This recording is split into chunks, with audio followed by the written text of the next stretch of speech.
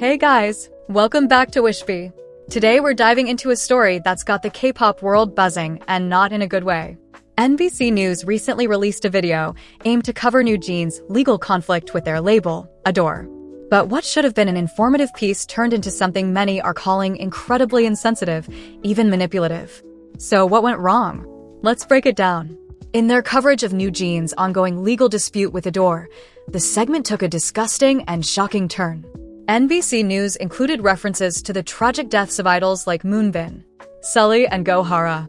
The narration even included the phrase artists taking their own lives, suggesting a link between those heartbreaking tragedies and New Jeans' current legal issues. That's where people completely lost it.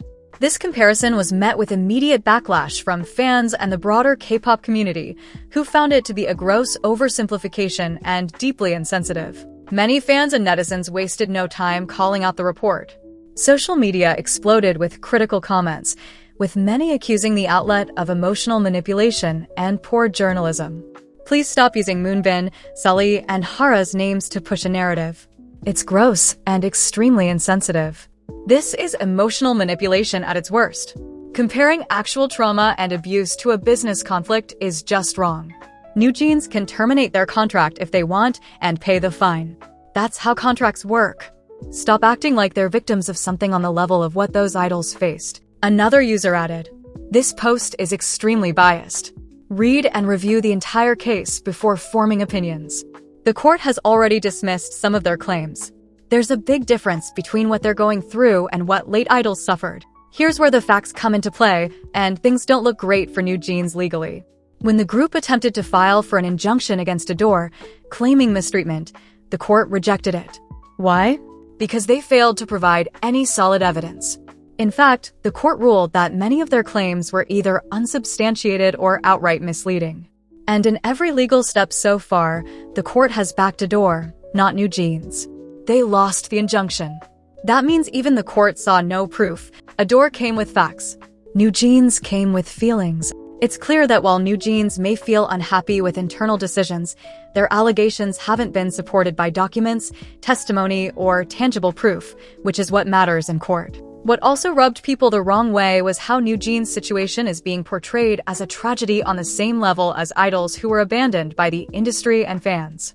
While groups like Everglow haven't been paid in years and others like Luna have spoken out about real exploitation, New Jeans have enjoyed massive global success, brand deals, luxury apartments, and constant support from media and fans.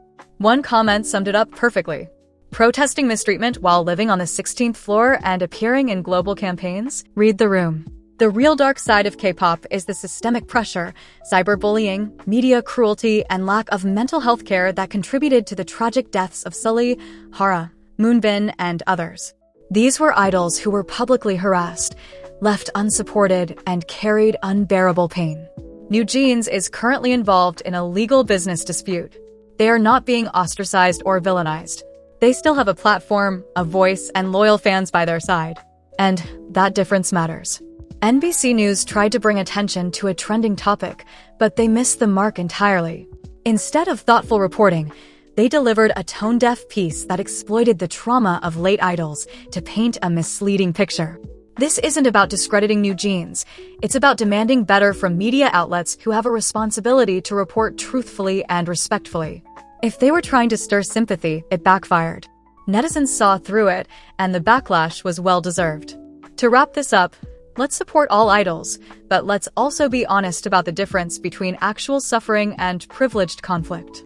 And above all, let's respect the memory of those we lost by not using their names for clicks.